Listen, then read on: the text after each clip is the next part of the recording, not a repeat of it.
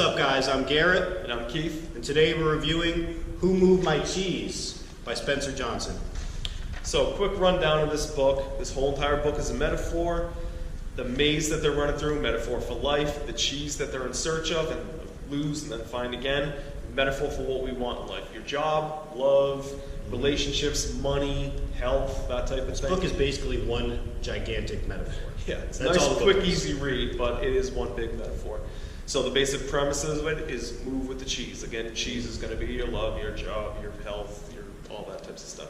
So there's four main characters in the book. There's two mice. Sniff and Scurry are the two mice. They're very simple. They go right after what they want. They ran to their cheese every single day, didn't take it for granted, recognized when things were changing early on. They adjusted when the cheese ran out, didn't think about it, didn't complain. They just recognized the problem. Situations changed. They changed. Ran out. They had a hard time on the way. They were bumping into walls. They were getting lost and all that type of stuff. But the basic point is they got up, they ran, they found their new cheese pretty quickly. And they kept going. They kept going. So Hem and Haw, they're the little people in there. They're very complex thinking. They were afraid of change. They became very comfortable. They went to the same cheese that the mice went to every single day. They walked to it every day. They got complacent, right? They didn't pay attention to the small changes. I got all my notes here. I mean, complacency's the killer, right? Absolutely. That just shuts down your business. That shuts down your life. If you just get too comfortable, you got to be growing. You got to keep on chasing what you want to do, man. Here's the part you hated. I was just getting to. So they kept saying, "We deserve this cheese. We're entitled. We're important. We deserve this." They walked in every day. They were very complacent. Two mice were just like, "Yeah, we're done. The cheese is gone. We're out." Guess what? Nobody owes you anything. You're not entitled to junk. You got to run through that maze. You got to find whatever you're after. Because guess what? Once it's gone, doesn't mean it's coming back. Here's the part I hated. They became frustrated and they blamed others. Yep. Blamed everybody but themselves because they didn't know. Oh, somebody moved my cheese. So, Haw laughed at himself at one point. One of the little people, they sat back, "Oh, what's going on?" They're complaining. He laughed at himself and said, "I'm going back into the maze. Going back in the maze, I'm going to look." The other one just sat there and complained the whole time. You know what? Let's just give a small clap for us. Small clap for Haw. He made some awesome changes in himself, Yeah. and you know what? He went after what he needed to do with his life in that book. Yep. So some of the talking points in here, some of the quotes, some of the things that we liked. If you don't change, you'll become extinct. You had a couple there. Yeah, always have to be adapting. So that's the cool thing about the two mice in the book, so Sniff and Scurry. So Sniff's able to sense when there's some change coming, and Scurry just kind of runs after it and goes with everything. You got to be ready for that. You just got to be able to adapt, and no matter what happens, you got to keep moving forward. Absolutely. So I posted this quote on my Facebook a while ago after I read the book for the very first time, the one that stuck out in my mind the most. What would you do if you weren't afraid? Humongous. That's humongous quote out of the book. Yeah. Probably one of the couple of things that I really love about this book, because you can talk about that in real estate all the time. We talk all the time about get comfortable with being uncomfortable. That really just comes down to, what are you afraid of and what's holding you back from chasing what you want to do. Yep. I think if you're ever feeling that uncomfort, or you need to be doing something and for some reason you don't want to do it, ask yourself that. What am I afraid of? Am I afraid of being rejected? Am I afraid of this person just telling me no?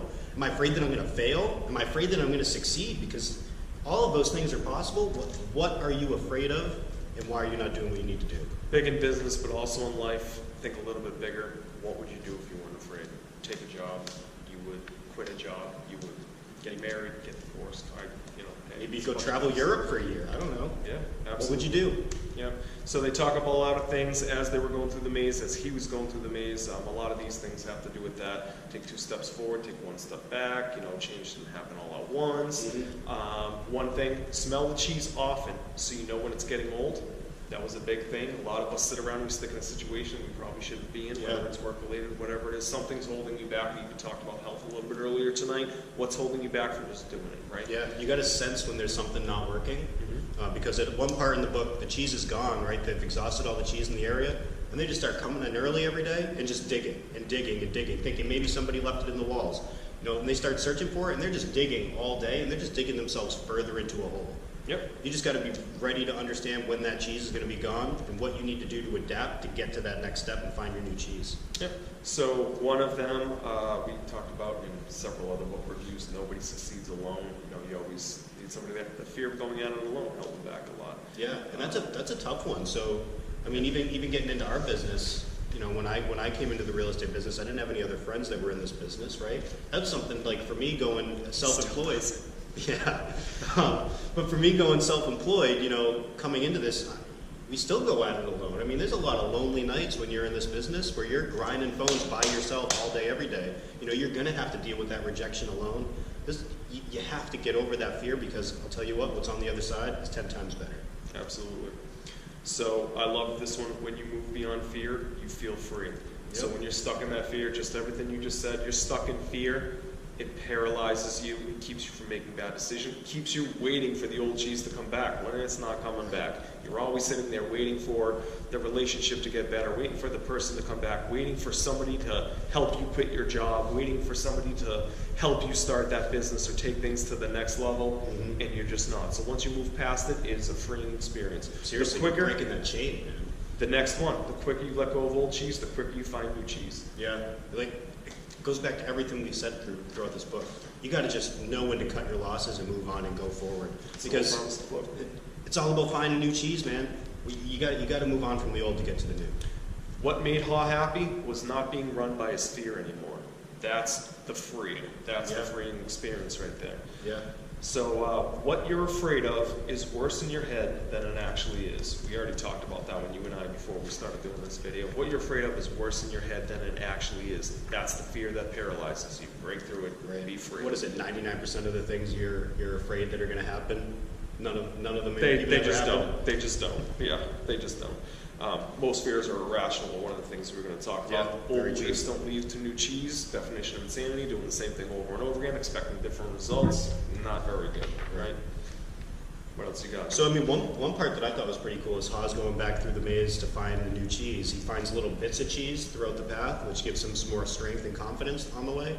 That just kind of resonated with me a little bit, because you might not find your big cheese right away when you're on this path, but you might find little bits here and there, and you'll have little wins, and those are just going to keep you going, keep you driving, and keep your confidence level up. I thought that was a pretty cool metaphor. Not only that, but Haas said he found a better version of himself. He found a better him.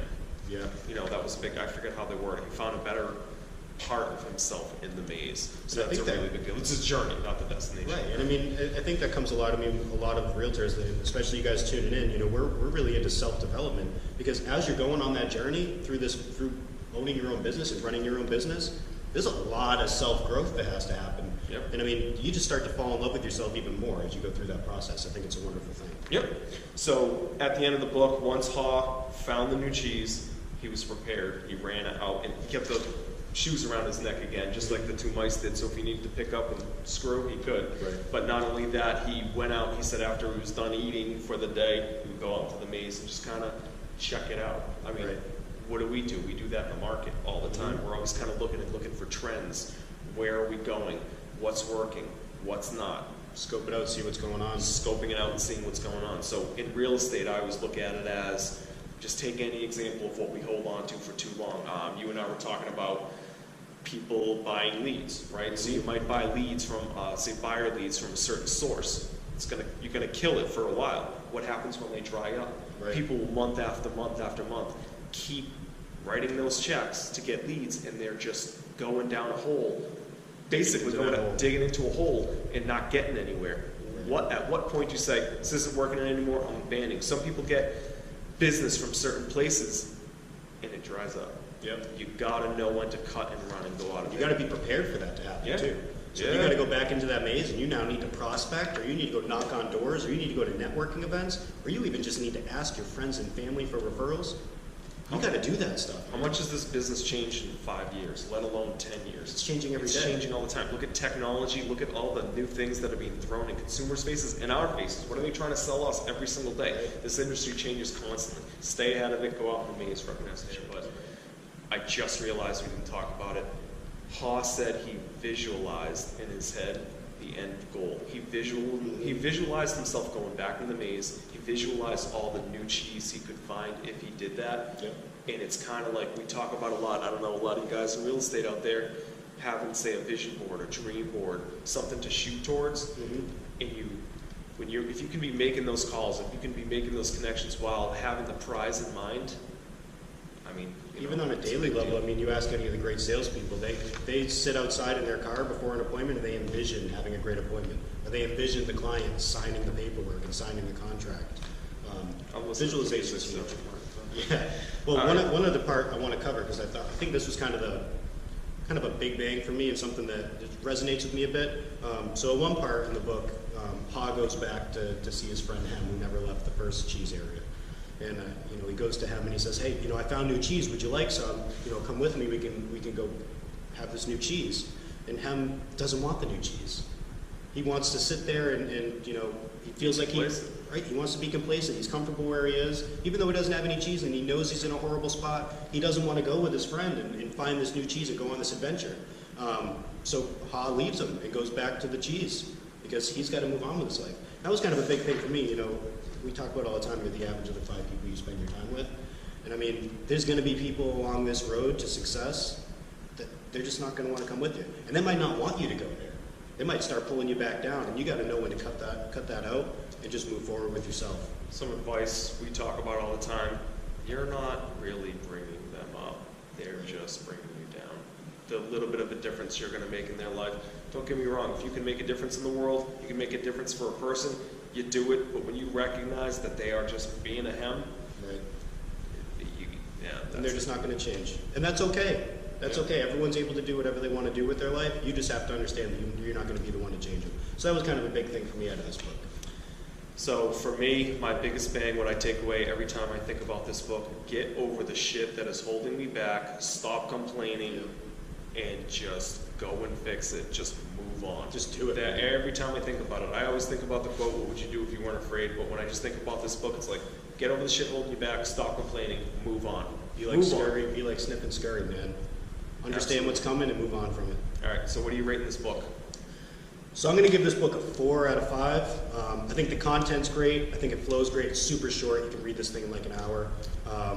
As far as big bangs for me personally, it wasn't a huge big bang. I think if somebody's looking to make that jump into self-employment, or if you're going through a tough time of change in your life, I think this book is invaluable. It just didn't super resonate for me while we're reading through it. So I'm going to give it a 4. For me, I think the timelessness factor of it, I'm going to reread it. It's going to make me think about this again. It's Mm-hmm. I'm always going to come back to get over it, just move on.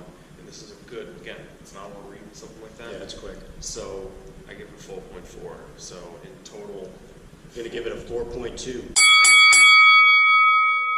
yep, 4.2. All right, so this isn't the end of it. This is the beginning of it. Just like I say every single time, we want to know your big bangs. We want you to follow along with us. We want to hear all of your talking points, your favorite quotes, of course. So fill out that comment section, just like always. This is the beginning of the conversation, guys. We want to talk about this. So do it. Let's go. And join us next time as we review How to Win at the Sport of Business by Mark Cuban. Don't forget, keep doing next level shit. Keep doing next level shit. That's right.